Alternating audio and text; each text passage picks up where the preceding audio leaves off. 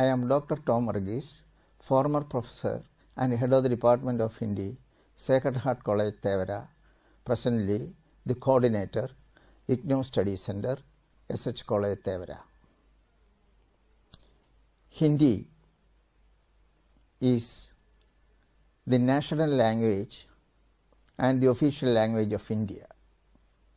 A language is a piece of culture. Hindi is the true successor of our Sanskrit, the classic language of India, which gave the foundations to Indian culture.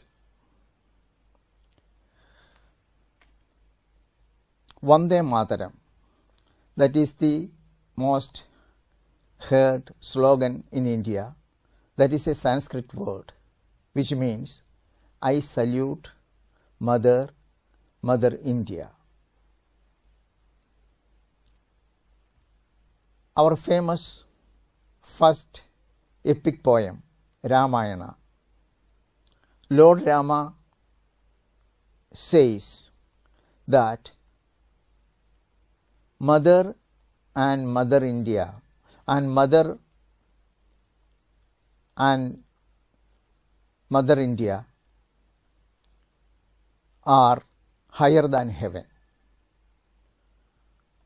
Janani Janmabhumischa Swargadapi Gariyasi. Really speaking, Indians, before the beginning of any act, they seek the blessings of the preceptor, their teacher, and their motherland. The word Hindi has actually come from a Sanskrit word, Sindhu. Actually, the river, the famous Indian river Sindhu, got its name because of its vastness. The word meaning of Sindhu is ocean. So, the residents of the banks of the river Sindhu, they took it for a sea. And the Hindi word has actually come from that Sanskrit word, Sindhu. And that is actually the contribution of not Indians but our foreigners. Sindhu, S-I-N-D-H-U,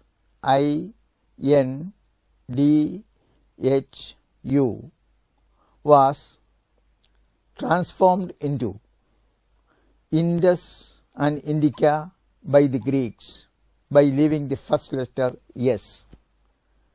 Later, the Persians, they actually converted the letter H.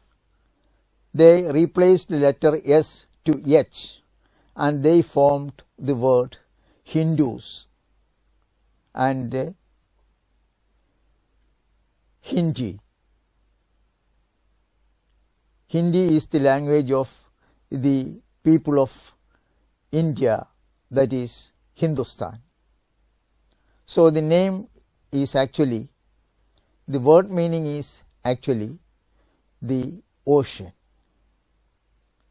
Our first great preceptor of India, Adiguru Shankaracharya, contributed the philosophy of non-duality, where he said, Brahma Satyam Jagat Mithya. Brahma is the truth and this world is false. Brahmo Jiva Upanapara. Brahma or Jiva. Actually, they are not different.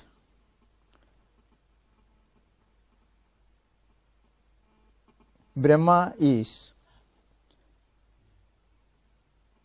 the ocean of consciousness and Jiva is a wave in the ocean of consciousness. Such a relationship. So, the word Hindi has got deep meanings.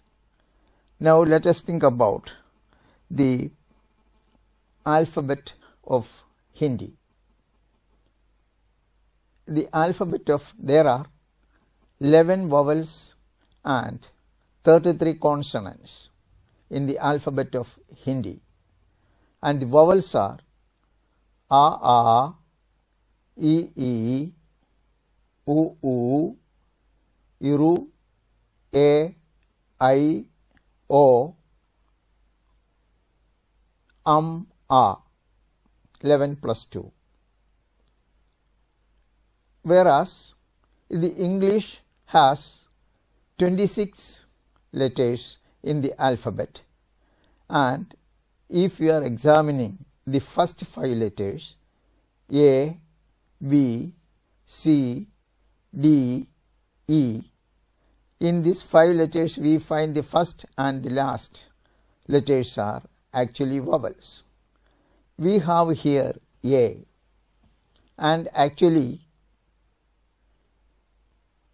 A is formed by the 2 letters A and E. That means in the Hindi alphabet, in the place of A, and when there is the combination of A and E, we have A. So, if we examine the alphabets of Hindi and English, we find that Hindi has got actually a chain of letters and English has got a chain of syllables. The difference between the letter and the syllable is that a letter which is told in Sanskrit as Varna. Varna means color, and that is taken to be an indivisible sound.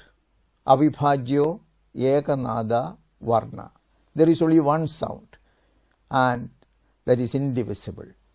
Whereas in the syllables we find the combination of 2 vowels or a vowel and a consonant. That is the difference. And in English there are 5 vowels: A, E, I, O, U. These 5 letters, we see that all the 11 vowels of the letters are actually, we find that that is the development of the 3 fundamental vowels, that is A, E, U.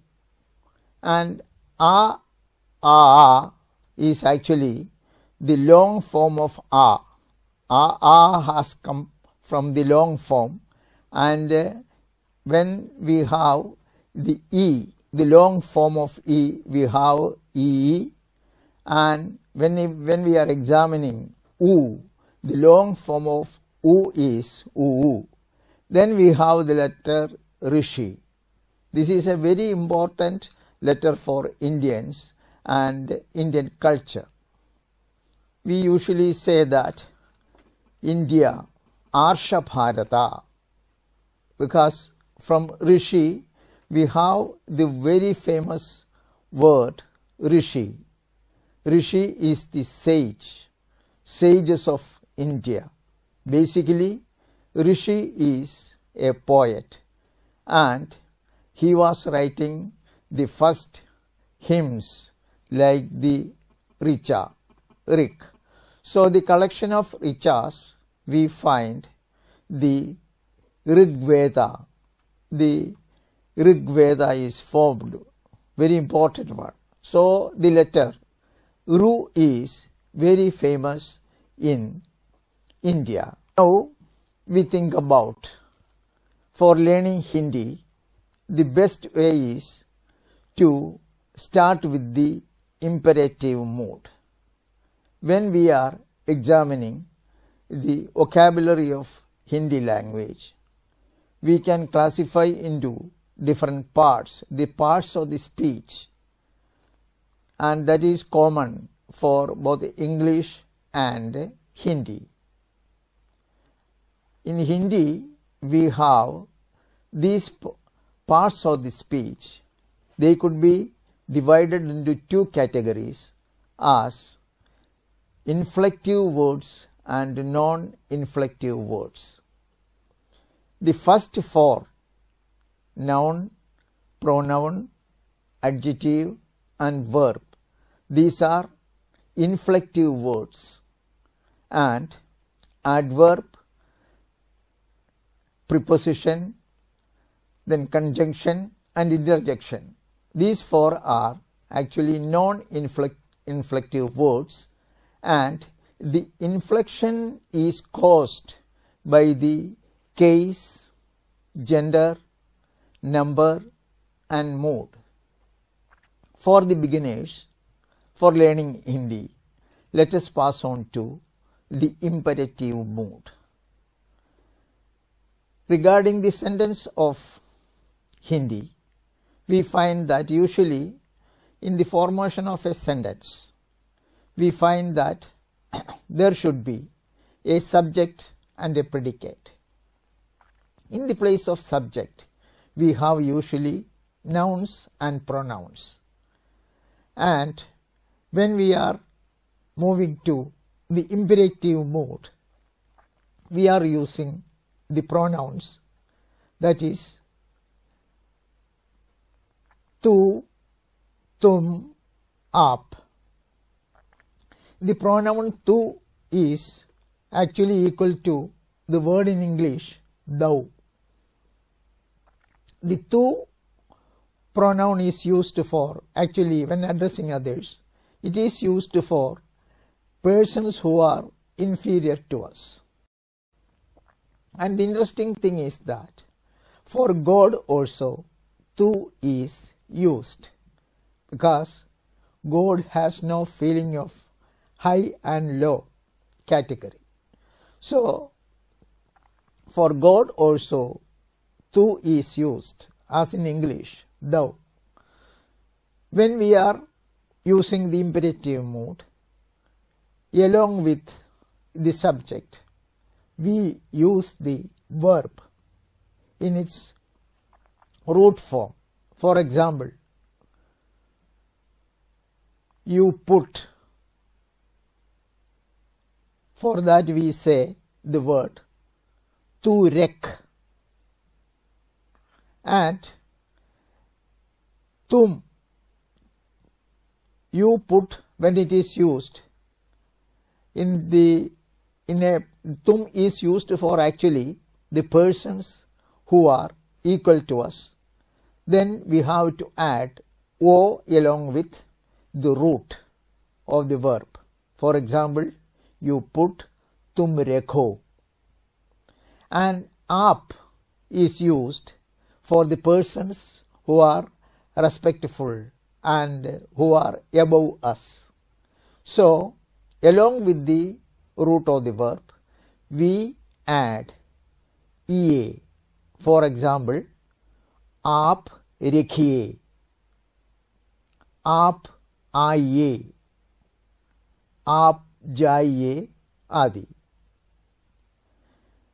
These are actually the immediate pronouns.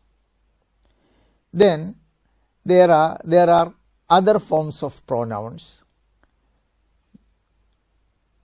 that is actually not so direct, that is indirect, and that may take some time. There are two forms of this form, that is general. First is the general form and second is the for the persons who are respected. The interesting thing is that when we are using it in the general form, we may say आप आइए. When we are using more respect to in this present form, we are adding one suffix ga. Ga is the suffix of the future tense. So, आप आइएगा. You may write a letter after reaching there. उधर पहुंचकर आप खत लिखिएगा. So, In this way, for the beginners, the study of the imperative mood is very useful. Now, little by little, we have to get into the deeper study of the language. So, along with that, we should get the knowledge of the grammar also. So, an outline of the grammar and its usage will be presented in the next session. For the time being, I conclude. Thank you.